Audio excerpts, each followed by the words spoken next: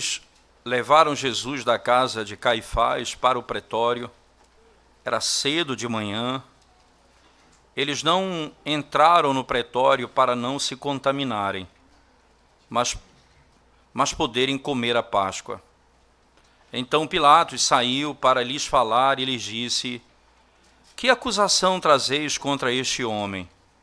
Responderam-lhe: se este não fosse malfeitor, não te entregaríamos. Replicou-lhes, pois, Pilatos: tomai-o vós outros e julgai-o, segundo a vossa lei. Responderam-lhe os judeus: a nós não nos é lícito matar ninguém, para que se cumprisse a palavra de Jesus, significando o modo por que havia de morrer. Tornou Pilatos a entrar no pretório e chamou Jesus e perguntou-lhe: és tu o rei dos judeus? Respondeu Jesus: vem de ti mesmo esta pergunta, ou te disseram outros a meu respeito? Replicou-lhe Pilatos: porventura sou judeu? A tua própria gente e os principais sacerdotes é que te entregaram a mim. Que fizeste? Respondeu Jesus: o meu reino não é deste mundo. Se o meu reino fosse deste mundo, os meus ministros se empenhariam por mim, para que não fosse eu entregue aos judeus. Mas agora o meu reino não é daqui. Então lhe disse Pilatos: logo, tu és rei? Respondeu Jesus: tu dizes que sou rei. Eu para isso nasci, e para isso vim ao mundo, a fim de dar testemunho da verdade. Todo aquele que é da verdade, ouve a minha voz. Perguntou-lhe Pilatos: que é a verdade? Tendo dito isto, voltou aos judeus e lhes disse: eu não acho nele crime algum. É costume entre vós que eu vos solte alguém por ocasião da Páscoa. Quereis, pois, que vos solte o rei dos judeus? Então gritaram todos novamente: não este, mas Barrabás. Ora, Barrabás era salteador. Vamos à presença de Deus em oração mais uma vez, irmãos. Senhor, quando mais uma vez abrimos a Tua palavra para ouvirmos a Tua voz, clamamos mais uma vez ao Senhor que fale ao nosso coração, que venha desvendar os nossos olhos para contemplarmos a glória do Evangelho de Cristo na Tua santa palavra. Pedimos isso, Senhor, em nome de Jesus. Amém. Certamente, uma das áreas mais complicadas da vida, irmãos, é a sinceridade cristã, é você viver uma vida sincera diante de Deus. E a sinceridade, não é, ela é a ausência do engano, da hipocrisia, não é? Mas uma das marcas da religião do período de Cristo, na época em que os apóstolos, que Cristo viveu e que o Evangelho foi proclamado por ele e depois pelos apóstolos, certamente uma das marcas centrais era a hipocrisia e a falsidade no meio deles. Tanto é que se dizia que eles se entalavam com um mosquito, não é? Mas engoliam um camelo. Eles engoliam um camelo e se entalavam e se engasgavam com um mosquito. Isso é próprio porque eles têm preocupações externas, mas as coisas mais profundas da alma eles não se preocupam. Eles têm preocupações com aspectos visíveis, mas aquilo que está dentro do coração eles também não se preocupam. É importante porque na narrativa que nós acabamos de ler, você vai encontrar exatamente o oposto da verdade. Deus entregando o seu filho para ser morto na mão de juízes ímpios, cuja verdade não é o foco, e cujo desejo não é estabelecer a verdade, mas exatamente o contrário. Primeira coisa importante para se dizer nessa noite, irmãos, é como nós devemos ter cuidado quando a nossa aparência não condiz com a verdade. Como nós devemos lidar com o nosso coração. do que nós fazemos em público não é exatamente o que nós fazemos em privado. A nossa vida em casa não condiz com a vida dentro da igreja. A nossa vida lá fora não condiz com a nossa vida particular com o Senhor. Como nós precisamos ter cuidado com isso? Porque se tem algo que Deus abomina, é a hipocrisia no nosso meio. E às vezes nós até conseguimos enganar outros. Nós conseguimos até mostrar para outros com palavras, com conceitos, com algumas práticas, e vamos enganando as pessoas por muito tempo. Mas um dia, não haverá como fugir disso. Porque nós encontraremos o Deus que conhece o nosso pensamento, as entranhas da nossa alma. E nós não conseguiremos nem mesmo explicar para Ele o porquê fazemos isso. Porque não haverá possibilidade para isso.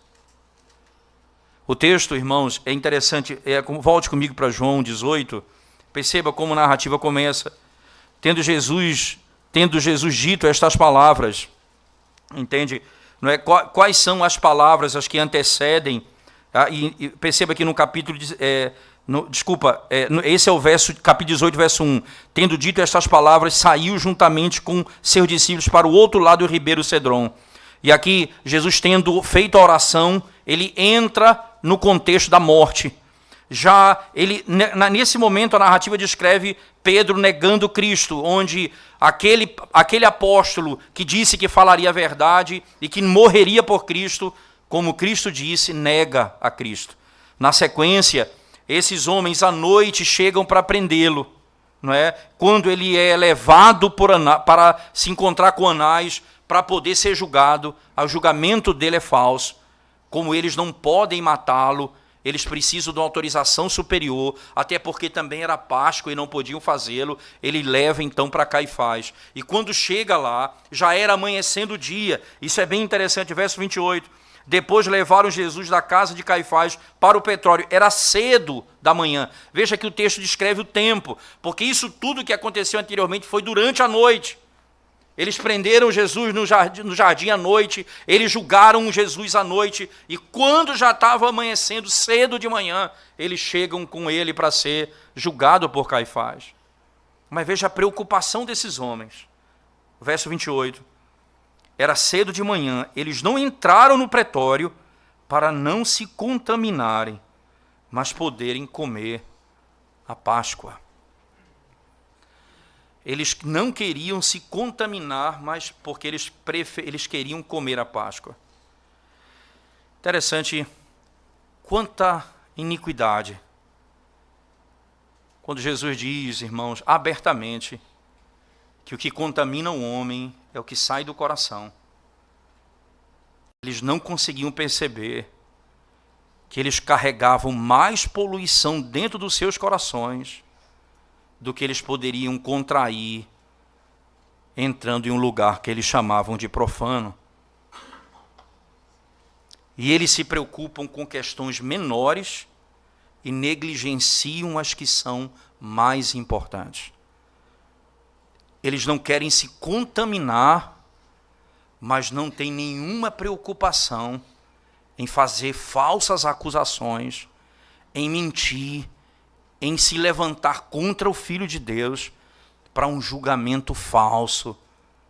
O coração deles se apegava aos seus rituais, mas o coração estava longe do Senhor. Interessante que João, se você voltar um pouquinho comigo no capítulo 16, você vai ouvir Jesus dizendo isso a eles, aos seus discípulos, alertando-os quanto a isso. Verso 1 ele diz: tendo-vos dito estas coisas, para que não vos escandalizeis, eles vos expulsarão das sinagogas, mas vem a hora em que todo o que vos matar, julgará com isso tributar culto a Deus. Aí ele continua: isso farão, porque não conhecem o Pai, nem a mim. Eles estão perto do Senhor, mas estão longe. Eles sabem a lei de Deus, mas não conhecem o Pai, nem o Filho. É interessante você olhar, por exemplo, o que Paulo diz a Tito no capítulo 1.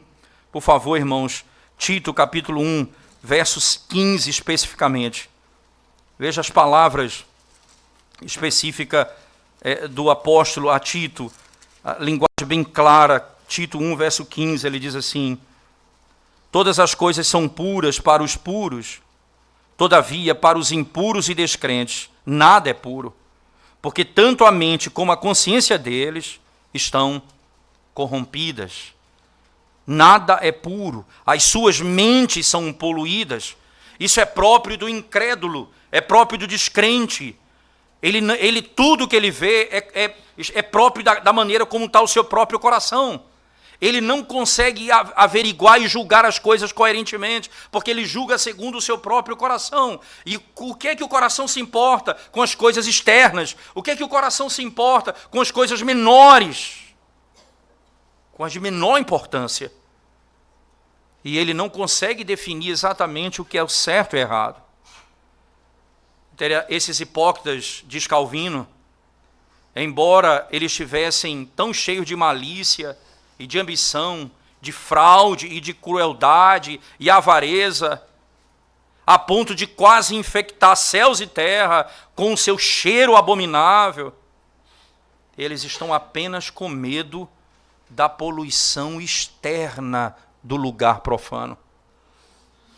A única preocupação deles é: nós não queremos nos contaminar naquele lugar.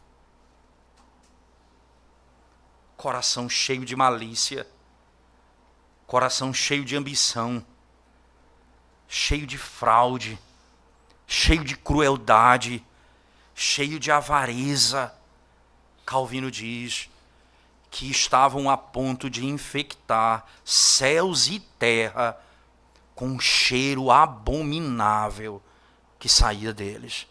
Eles só tinham uma preocupação, carregando todo o odor da iniquidade. Calvino diz, eles só tinham uma preocupação: não se contaminar no pretório. Isso é, irmãos, zombar de Deus. Entenda, eles querem agradar a Deus com isso. E dizendo o seguinte: nós não vamos contrair nenhum tipo de poluição, nós não vamos tocar em nada impuro. E eles entenderam mal a lei do Antigo Testamento. O que Cristo então está dizendo, e o que o texto está nos ensinando, é que toda a linguagem do Antigo Testamento que descreve a impureza por coisas externas, como, por exemplo, uma ferida que era ligada à lepra, uma casa que tinha mofo, toda essa imagem externa não era para que nós criássemos regrinhas externas para não entrarmos e sairmos de alguns lugares. É para saber que o pecado contamina todas as coisas, mas especialmente o meu coração. É do meu coração que vem toda a iniquidade. Isso ajuda você também a pensar sobre os seus filhos. O mal está no coração deles. Não está naquilo que onde ele vai ou que ele toca simplesmente. Se você simplesmente tentar proteger o seu filho do mundo, mas não tratar com o coração dele, você tem feito nada por ele. Se você apenas guardar o seu filho de uma educação mundana, que é muito bom que você faça, mas se você não tratar com o coração dele, você está enganado, você está dizendo o seguinte: você está guardando um ovo de serpente dentro da sua casa, que um dia vai nascer e vai picar e vai matar todos lá dentro. Porque o mal está no coração do homem. Mas nós temos a tendência simplesmente de nos preocuparmos com as coisas externas. E eles vão ter o cuidado com a prática das cerimônias. Eles vão ser zelosos nas suas práticas, mas vão ser tão negligentes com as coisas mais importantes. A lei do Antigo Testamento, como ordenada pelo Senhor, e que apontava para uma santidade simplesmente externa, que era uma santidade aparentemente externa, ela apontava para algo muito superior. Por exemplo, você tem as lepras do texto levítico, Mas você tem uma história que antecede, lá em Números. Bem interessante, desculpa, mas uma narrativa posterior a Levítico, em Números, no capítulo 12, quando Miriam e Arão se rebelam contra Moisés. E ali naquele contexto, diz a Escritura Sagrada, eles começam a questionar a autoridade de Moisés sobre eles. E Deus então tira os 3 de dentro da tenda e diz: saiam. E Deus se dirige a eles dizendo: vocês não temem falar mal do meu servo Moisés? Se há profeta na terra, eu me revelo a eles por sonhos e visões, mas com meu servo Moisés eu falo face a face. Diz o texto, imediatamente Miriam foi tomada de lepra. Você entende, irmãos? A imagem aponta um pecado que revela por meio da lepra. Era esse o aspecto do ensinamento. Não é simplesmente uma ferida, mas para refletir o caráter do pecado. E aí ela é disciplinada e passa 7 dias fora do meio do povo, fora do arraial. Moisés, que não abriu a boca para falar nada, no meio de todo esse julgamento, quando abriu, disse: perdoa o pecado dela. 7 dias depois, ela foi curada. Isto é, o seu pecado foi perdoado. E ela voltou à comunhão do povo de Deus. Mas a hipocrisia, a falta de entendimento, a preocupação com as questões externas, isso revela apenas que não é simplesmente a não interpretação coerente dessas verdades da Bíblia, aponta para verdades eternas muito fortes. Quando você se apega a essas verdades externas da lei, que apontavam para verdades superiores e não se preocupa com as coisas essenciais, você certamente está pecando contra o Senhor. Ora, irmãos, nenhuma lei do Antigo Testamento proibia ninguém de entrar na casa de um gentio. Isso não tem registro em canto nenhum. Obviamente, isso foi acréscimo à lei de Deus. Era uma precaução derivada das tradições. Do que é que a pessoa pode ou não pode fazer. A poluição de uma casa, como eu entro, se eu entro ou não entro nessa casa. É interessante, é o que Jesus diz exatamente. Eles vão se entalar, vão se engasgar com coisas tão pequenas e vão engolir um camelo. É comum com os hipócritas dizer: é terrível matar uma mosca, mas isso é ok, matar um homem. Veja como a hipocrisia se revela estranhamente. Na nossa geração, eu vi um vídeo de um dia desse, de um homem pescando num determinado lugar, e um grupo de pessoas, defensores dos peixes, se levantaram e impediram dele pescar, e pegaram o peixe, jogaram de volta, e quase agride o homem. Eles têm mais preocupação com aquele peixe do que com a vida do outro. Eles não podem imaginar um cachorrinho ser morto, mas eles não estão nem aí para uma criança que é morta no ventre da mãe. Eles não estão nem aí. Essa é a lei da hipocrisia.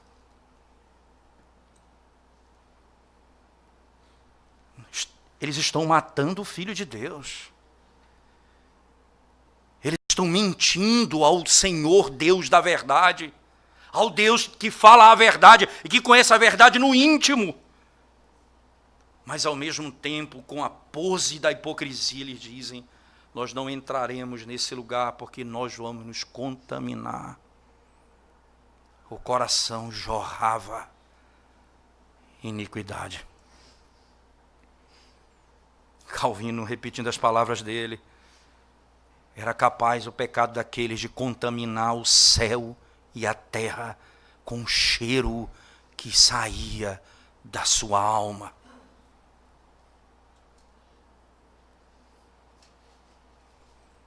É por isso que as pessoas vão sempre preferir a tradição dos homens aos santos mandamentos de Deus. É por isso que normalmente os homens vão amar mais a tradição dos homens do que os santos mandamentos de Deus. Ora, eles queriam comer a Páscoa, o texto diz, volte lá comigo, por favor, finalzinho do verso 28. Eles não entraram no pretório para não se contaminarem, mas poderem comer a Páscoa.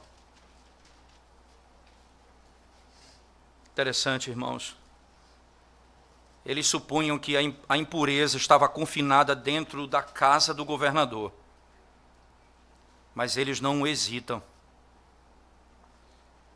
mesmo tendo os céus e a terra por testemunha, de perseguir uma pessoa inocente até a morte. Você percebe que assim é o nosso coração? E que isso revela de maneira clara a hipocrisia da nossa alma? Aqueles queriam guardar a Páscoa, irmãos, com reverência, mas eles estavam violando o Cordeiro Pascal que veio para morrer, para celebrar a verdadeira Páscoa que libertaria o seu povo da morte.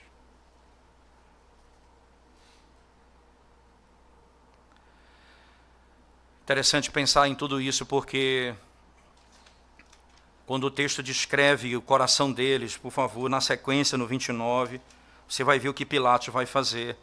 Então Pilatos saiu para lhes falar e lhes disse: que acusação trazeis contra este homem? O que exatamente que você traz contra ele? Responderam-lhe: se este não fosse malfeitor, não te entregaríamos. Que arrogância, irmãos. Se ele não fosse malfeitor, nós não entregaríamos ele. Aqui eles não têm prova nenhuma, apenas o nome, a nossa reputação. Quando você usa a sua reputação para destruir o outro, quando você usa o teu papel dado por Deus para esmagar o outro, acredita em mim.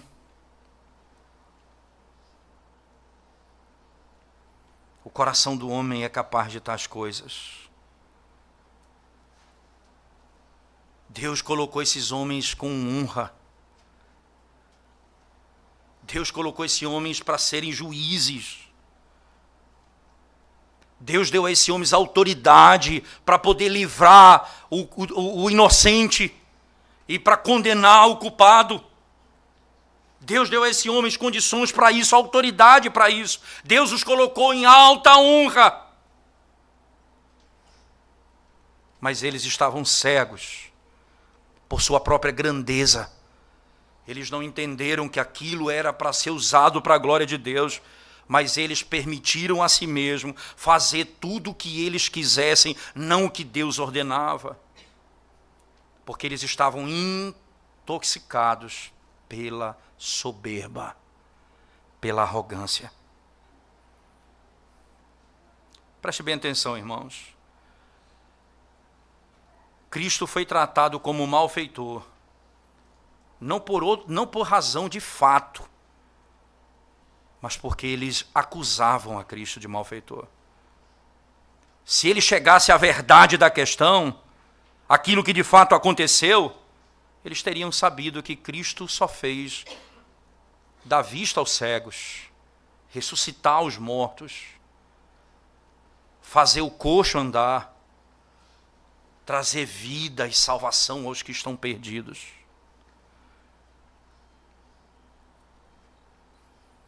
Mas quando o homem está cheio de arrogância e soberba, é difícil para ele formular uma decisão correta acerca do juízo que ele precisa manifestar. É por isso que aquele que julga precisa ser humilde para lidar com os fatos e a sua arrogância não determinar o resultado do julgamento. O coração cheio de vaidade daqueles homens conduzem Cristo para a morte. Mas é interessante que no verso 31, veja, no 31, o próprio Pilatos vai dizer, replicou-lhes, pois, Pilatos, tomai-o vós outros e julgai-o segundo a vossa lei. Responderam-lhe os judeus, a nós não nos é lícito matar ninguém. Interessante, né? Que coisa irônica. Eles não podem pronunciar uma morte ou uma sentença de morte, mas ok, culpar alguém por um crime que ele não cometeu e que esse crime o levará à morte. Ele seria executado imediatamente. E se eles pudessem executá-lo sem defesa, isso não é equidade dada por Deus, isso não é a lei que Deus estabeleceu. Julgar um homem sem que ele tenha direito de defesa, ou pior, sem ter cometido nenhum crime, ele ser condenado. Falsamente os ímpios vão assumir o nome de Deus como uma desculpa para as suas condutas. Que coisa interessante. A nossa lei não nos permite matar. A lei de vocês não permite mentir. A lei não permite falso testemunho. Eu só me pego com a lei, porque está dizendo, veja, irmãos, a lei não me deixa matar. Nós não vamos fazê-lo. Preste atenção como o texto caminha. Porque no momento em que Pilatos vai repreendê-los, veja, irmãos, ele não vai encontrar a acusação dele, então os entrega de volta. Executem vocês, julguem vocês com a lei de vocês. Só que a decisão era tomada, porque não era simplesmente uma chicotada, a decisão ele vai morrer. E como a decisão é morrer, nós não podemos executar. Então é você que tem autoridade para isso. Verso 32, para que se cumprisse a palavra de Jesus, significando o modo por que havia de morrer, significando exatamente o modo como ele deveria morrer. É interessante que o cuidado do texto veja, irmãos, a lei, cumprimento daquilo que foi ordenado pelo Senhor. Por exemplo, lá em João, no capítulo 3, verso 14, por favor, João 3, 14 diz assim: e do modo por que Moisés levantou a serpente no deserto, assim importa que o Filho do Homem seja levantado. Essa ordem. João 3,14. João 12,32, ele vai dizer também, verso 32 do capítulo 12, e eu, quando for levantado da terra, atrairei todos a mim mesmo. Era essa morte, era o tipo de morte que ele iria sofrer. Ele ia ser levantado no madeiro. Para que fosse claro, que entenda mais uma vez, o que está passando aqui é Jesus, que está sendo julgado injustamente, conduz a história segundo a sua vontade e tem o domínio sobre tudo o que está acontecendo. Ora, Jesus poderia simplesmente provar para ele que não fez nada disso. Jesus se cala para se cumprir a palavra de Deus, que ele seria morto sendo levantado no madeiro. No verso 33, irmãos, ele diz então, tornou Pilatos a entrar no pretório, chamou Jesus e perguntou-lhe, és tu o rei dos judeus? Respondeu Jesus, vem de ti mesmo essa pergunta, ou tu disseram outros a meu respeito? Replicou Pilatos, porventura sou judeu, a tua própria gente e os principais sacerdotes é que te entregaram a mim. O que fizeste? Que aconteceu? Qual foi qual a acusação contra ti? Que pecado você de fato cometeu? Pilatos não tinha conhecimento e particularmente ele questiona Cristo. O que foi exatamente que você fez?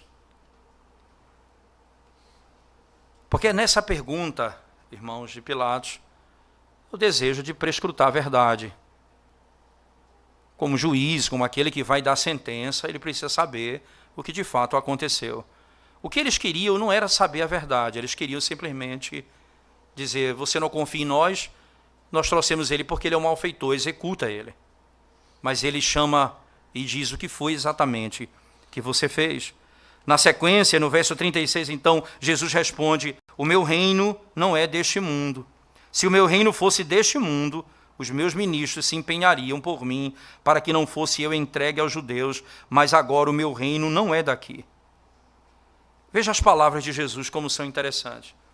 O que Jesus está dizendo é, ora, na pergunta simples dele, era simplesmente para dizer o que foi exatamente que você fez. Ele está dizendo, o meu reino não é desse mundo. Se o meu reino fosse desse mundo, os meus seguidores, os meus discípulos, se empenhariam para me tirar daqui. Isto é, usariam da violência. Usariam a força para me tirar daqui. Entendo, irmãos, que aqui Jesus não está dizendo que ele é contra a ideia de que o Estado use força para proteger a verdade do Evangelho. Em nenhum momento o Senhor está dizendo isso. Ele está dizendo, ora, é necessário então que o Estado proteja a verdade. Mas o que ele está dizendo não é negando o princípio de que o Estado precisa proteger a verdade, mas é afirmando que o reino dele não diz respeito a esse mundo. Se fosse a esse mundo o foco do seu reino, ele então lutaria para estabelecer o seu reino em Jerusalém e os seus inimigos seriam destruídos pelos seus discípulos e eles andavam armados, amotinados, mas não. Ele está pronto, sem arma, para ser condenado, sem nunca ter cometido pecado algum. Meu reino não é desse mundo. Por essa declaração, Calvino diz, ele afirma então que ele é rei.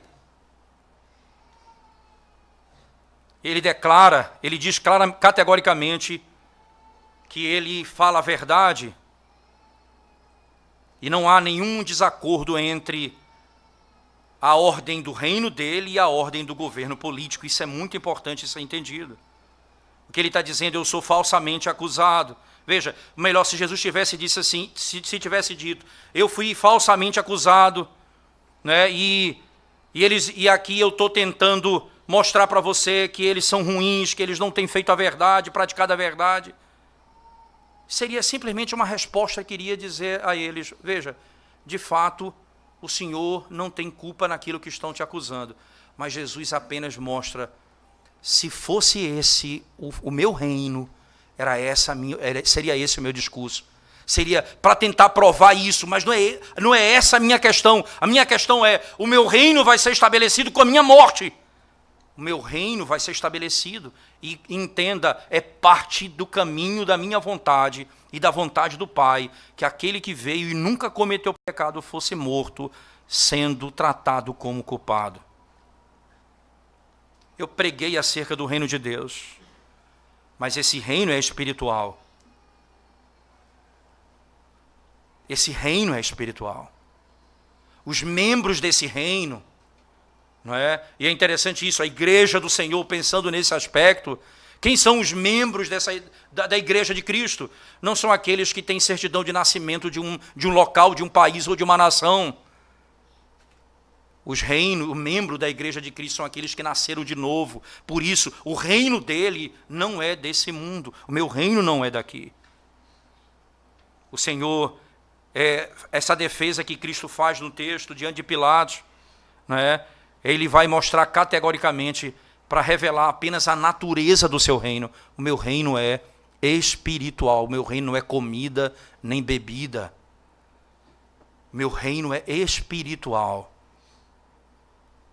onde pessoas de várias línguas, raças e nações se submeterão a mim como Senhor e soberano e viverão de acordo com a minha vontade. Essa é a minha igreja. Esse é o reino do Senhor. Porque imagine, irmãos, Se Jesus dissesse que o reino dele estava ligado às coisas desse mundo, teríamos dificuldade com aquilo que Paulo disse em 1 Coríntios 7:31. A aparência desse mundo passará. Esse mundo passará. Então o reino dele também teria fim. Ele pronunciou ser celestial, e com isso ele assegura que é perpétuo. O reino dele não vai passar. O reino dele não diz respeito às coisas que padecem dessa vida. Tudo nessa vida nasce, cresce, vive e morre. Mas o reino dele é eterno, é espiritual.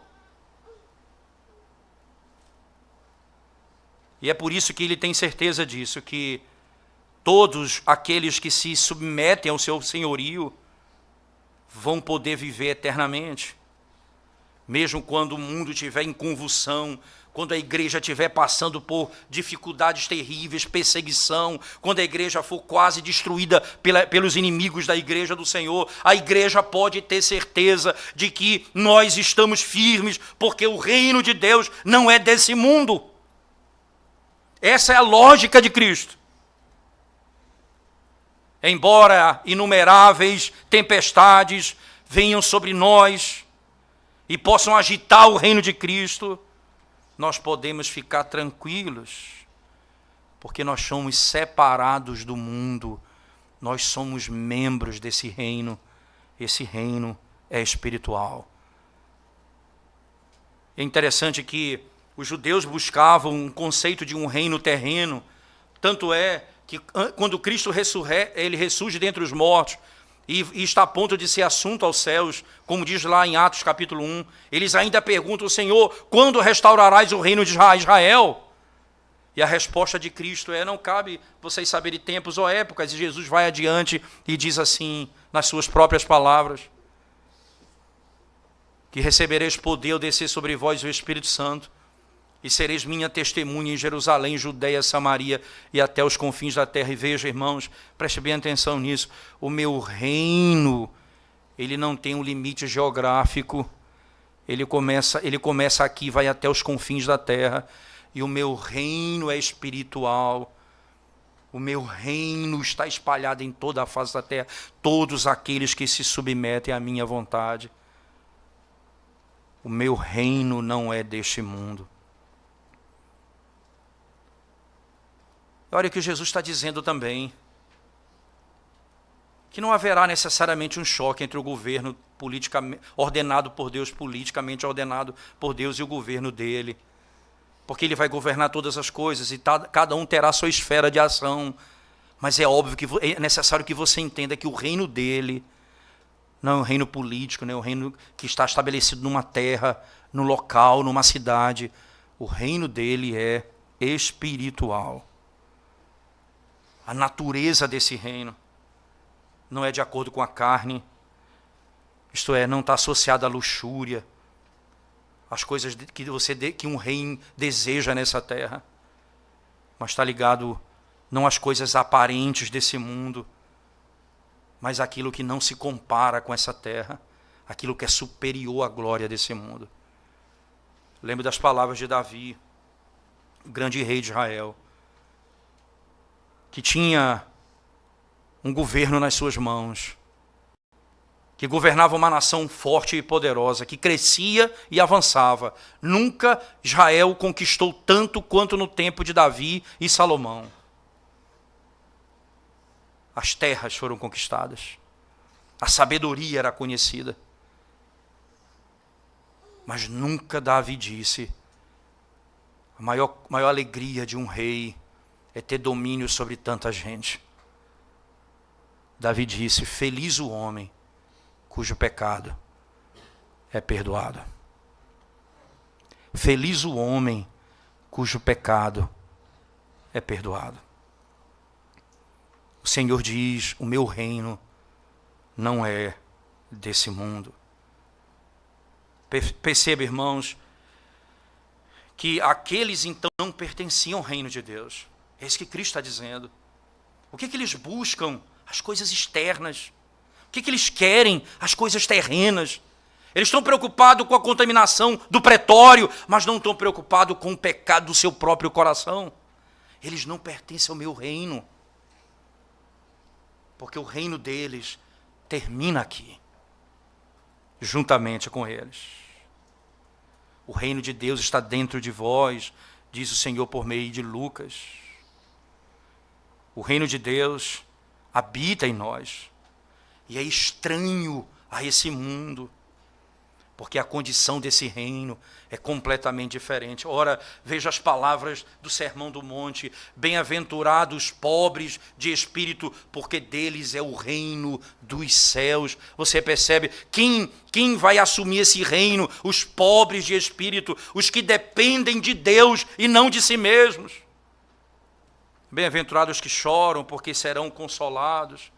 Bem-aventurados que têm fome e sede de justiça, porque serão fartos. Bem-aventurados mansos, porque eles herdarão a terra. Bem-aventurados pacificadores, porque serão chamados filhos de Deus. Bem-aventurado aqueles que são puros de olhos e de coração, porque esses verão a Deus. Esse é o reino de Deus. O meu reino não é desse mundo.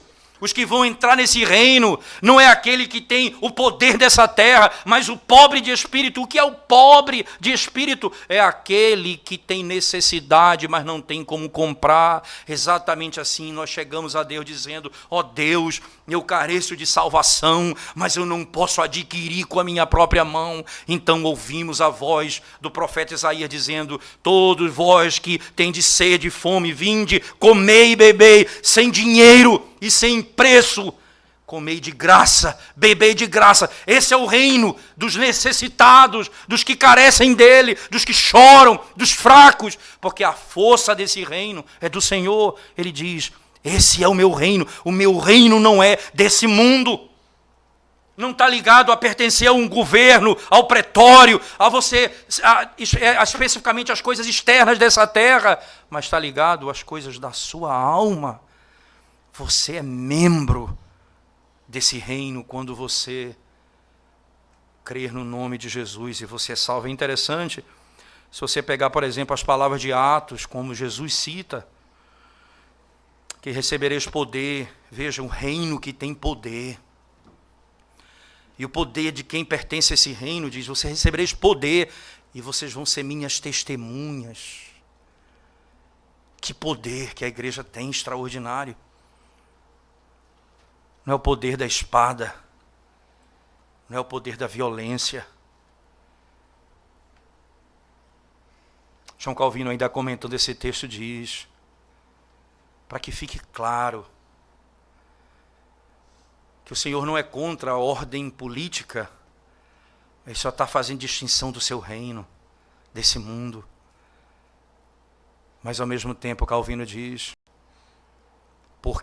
até porque a maior marca que a igreja deixa no mundo não é feita quando ela pega em armas, mas pelo sangue dos mártires, diz Calvino. A igreja deixa marcas no mundo, não quando ela se arma para enfrentar o mundo, mas quando o sangue dos mártires são derramados. Essa é a linguagem bíblica, porque não é desse mundo o nosso reino, o reino de Deus. Porque se fosse desse mundo, a estratégia era outra. A estratégia era outra. Jesus diz exatamente assim: meu reino não é deste mundo. Na sequência do texto, por favor, irmãos, ainda. Respondeu-lhe Jesus: o meu reino não é deste mundo. Se o meu reino fosse deste mundo, os meus ministros se empenhariam por mim, para que não fosse eu entregue aos judeus. Mas agora o meu reino não é daqui. Então lhe disse Pilatos: logo, tu és rei? Respondeu Jesus: tu dizes que sou o rei. Eu para isso nasci, e para isso vim ao mundo, a fim de dar testemunho da verdade. Todo aquele que é da verdade ouve a minha voz. Veja que coisa impressionante. Os súditos desse reino não são conhecidos pelas suas vestimentas, pelos seus ouvidos. Os puritanos diziam que os crentes têm duas marcas, na orelha e nos pés. porque eles ouvem a minha voz e me seguem, diz o Senhor. São duas marcas inequívocas dos crentes. Eles têm na orelha uma marca, eles escutam a voz e seguem ao Senhor. Esses são os súditos desse reino. Não é um reino que é atraído por partidarismo, porque nós estávamos mortos. E o rei veio ao mundo para me salvar. Veja a linguagem que Jesus utiliza no texto, irmãos. Eu para isso nasci e para isso vim ao mundo, para dar testemunho da verdade. Todo aquele que é da verdade ouve a minha voz. O que é exatamente a verdade, diz Pilatos? O Senhor Jesus Cristo, lá em João, no capítulo 17, disse: a tua palavra é a verdade. Santifica-os na verdade. A tua palavra é a verdade. Vocês não devem ser guiados por tradição de homens. Vocês não devem, o reino de Deus não é estabelecido assim, por contaminação inventada por leis externas. Mas a tua palavra é a verdade. E veja se não é a palavra. O texto diz: eles me ouvem. Eles escutam a minha voz. Interessante, se você voltar comigo para João no capítulo 8, volte comigo, por favor. A linguagem utilizada, João capítulo 8.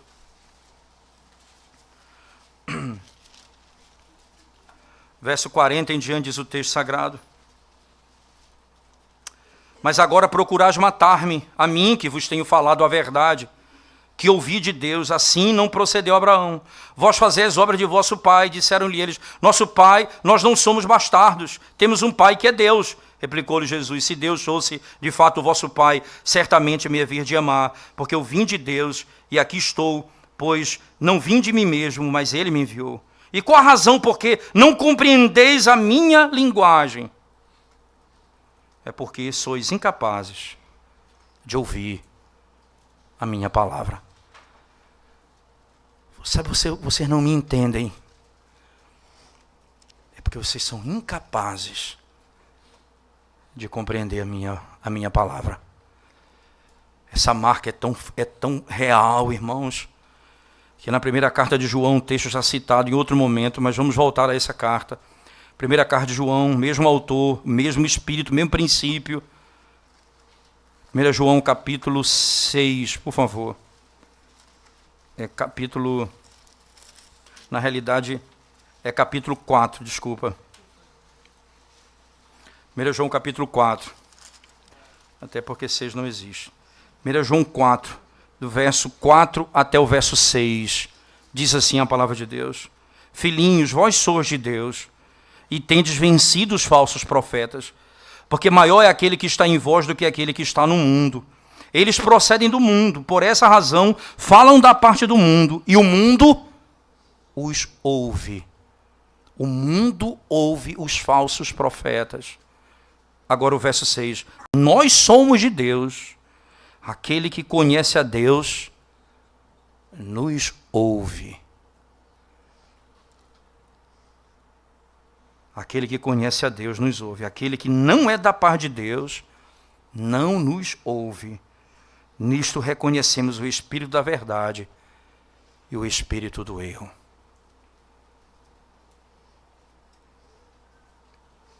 Jesus, então, João, voltando ao nosso texto do capítulo 18 de João, as palavras do nosso Senhor são claras, então, agora, quando ele diz exatamente assim: logo tu és rei, respondeu Jesus, tu dizes que sou rei. Eu para isso nasci, para isso vim ao mundo, a fim de dar testemunho da verdade. Todo aquele que é da verdade ouve a minha voz. Ouve a minha voz. Interessante, depois de razoar com Cristo, Pilatos chega à conclusão que é exatamente irônica. Mas é irônica, não é porque Pilatos está sendo irônico aqui. A narrativa ela tem muita ironia. E a ironia é o quê? O texto vai marcando Cristo como aquele que é inocente. E tem vários lugares que isso é declarado. E mesmo assim, segue-se o juízo contra ele. Pilatos diz, não vejo nada contra ele. Em outras palavras, ele não tem culpa de nada. Ele não cometeu pecado. Pilatos diz, voltou aos judeus e lhe disse, eu não acho nele crime algum. Mas aí ele vai e diz, é costume entre vós. Aí é interessante porque, veja como é o termo, é costume. Isso não está na lei. Aqueles indivíduos que queriam ser puros para a Páscoa, eles acrescentavam coisas à Páscoa que Deus não ordenou. Virou um costume na parte deles soltar um criminoso na época. Não foi ordenado por Deus.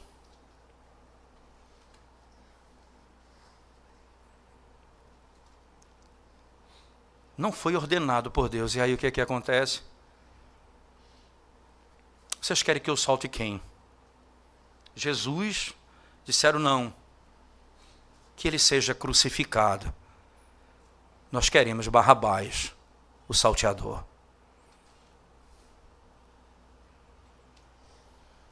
Onde chega a hipocrisia? Onde chega a falsidade? Onde chega a soberba de coração? A incapacidade de lidar com as questões da alma. Porque a única coisa que se importa é a aparência. A ponto de negar a verdade quando ela está escancarada diante dos meus olhos.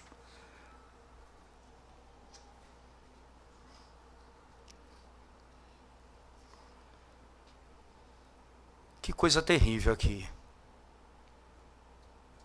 Eles estão dizendo, o inocente, o que não cometeu crime, vai morrer. Enquanto aquele que é ladrão, aquele que havia assaltado e matado, aquele homem vai ser libertado no vosso meio. Mas que ironia. Que ironia.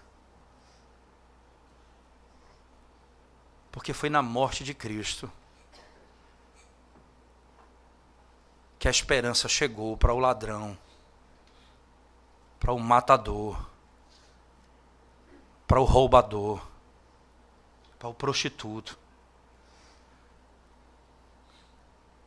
para o adúltero, para o mentiroso, para o hipócrita. Porque foi na morte dele que a salvação nos alcançou.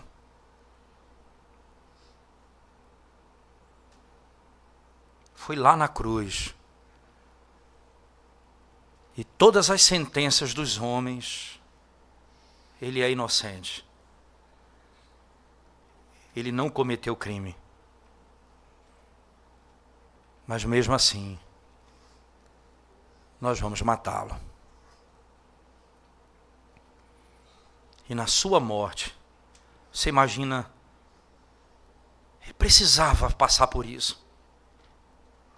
A gente não pode olhar para a história na perspectiva da hipocrisia dos homens, mas da soberania de Deus que guia toda a maldade do coração do homem a fim de cumprir o seu propósito eterno.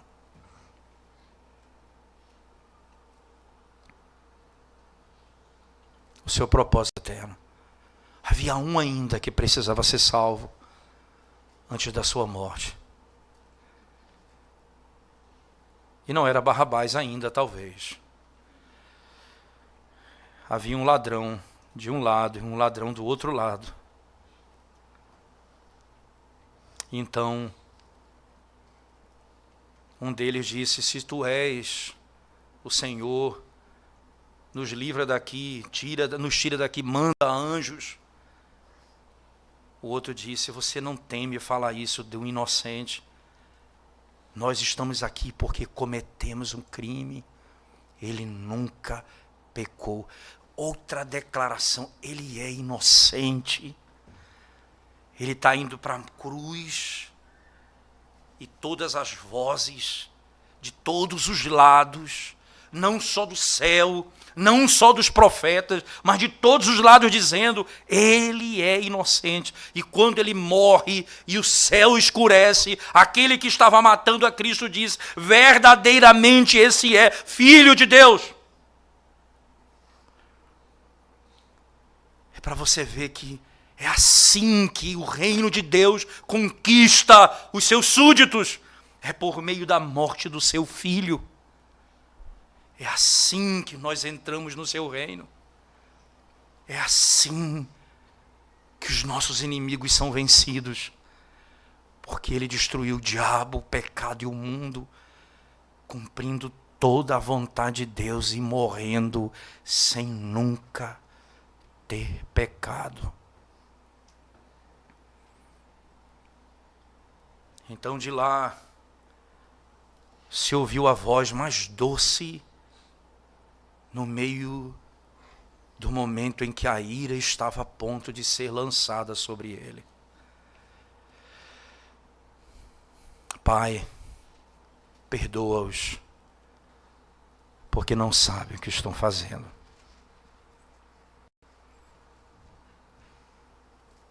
Esse é o reino de Deus.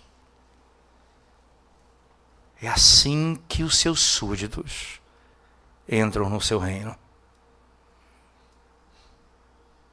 Não é por força, não é por violência, não é pela espada, é pelo Espírito de Deus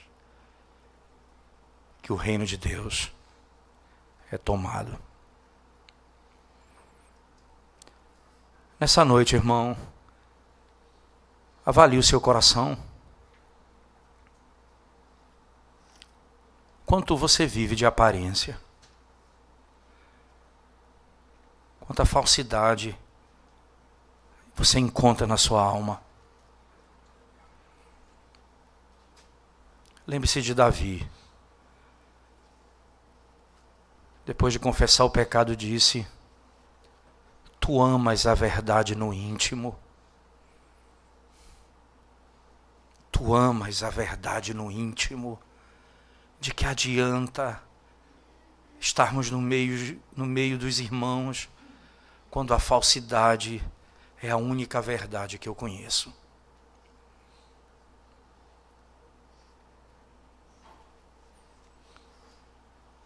Avalie o teu coração essa noite e peça a Deus que trate com você e arranque da sua alma toda a hipocrisia. Há sempre uma hipocrisia para ser arrancada de nós. Há sempre. Em mim e em você.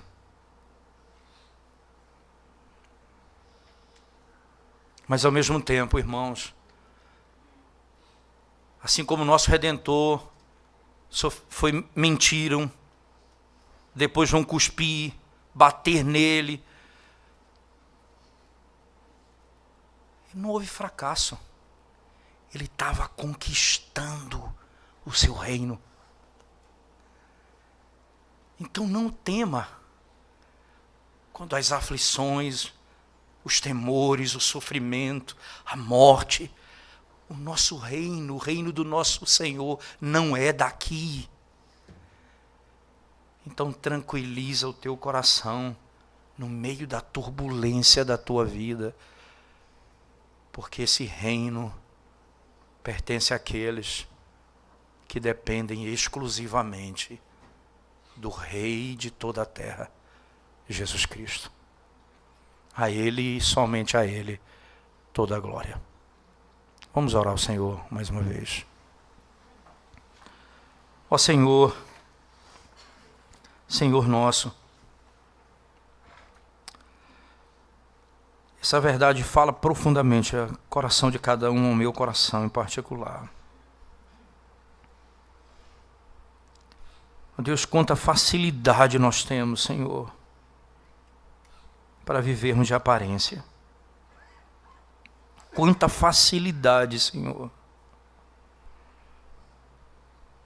Tem misericórdia de nós, que nos preocupamos com tantas coisas externas, coisas tão pequenas, e deixamos passar coisas tão gloriosas.